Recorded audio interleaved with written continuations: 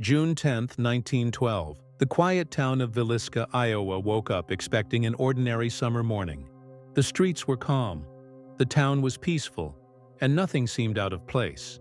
But inside a small white house on East 2nd Street, something terrible had happened during the night.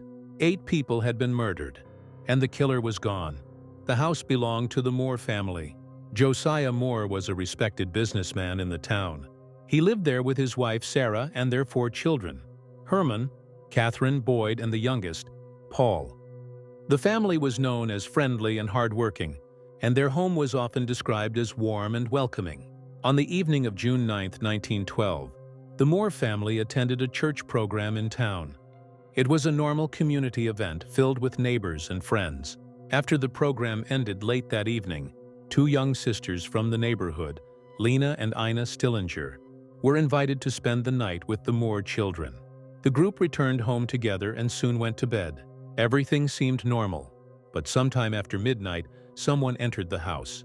Investigators later believed the killer had either been hiding inside the home or quietly entered through an unlocked door. Armed with an axe, the attacker moved silently through the dark rooms of the house. One by one, the victims were attacked while they slept. The murders were brutal, and the entire household was killed during the night. 6 members of the Moore family and the 2 visiting girls lost their lives in a single attack.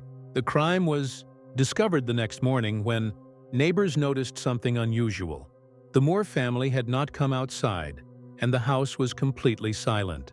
Concerned neighbors eventually entered the home to check on them. What they discovered shocked the entire town. Investigators soon arrived and began searching for clues.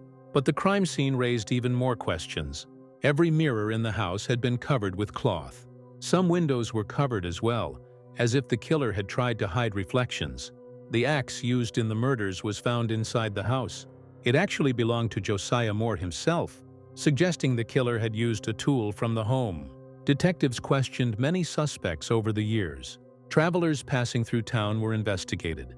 Neighbors were questioned, and even a traveling preacher named George Kelly became a major suspect. At one point, he even confessed to the murders, but his confession contained many contradictions and was later withdrawn. Without reliable evidence, the case collapsed. Years passed, and the mystery remained unsolved. More than a century later, the Villisca Axe Murders remain one of the most disturbing unsolved crimes in American history.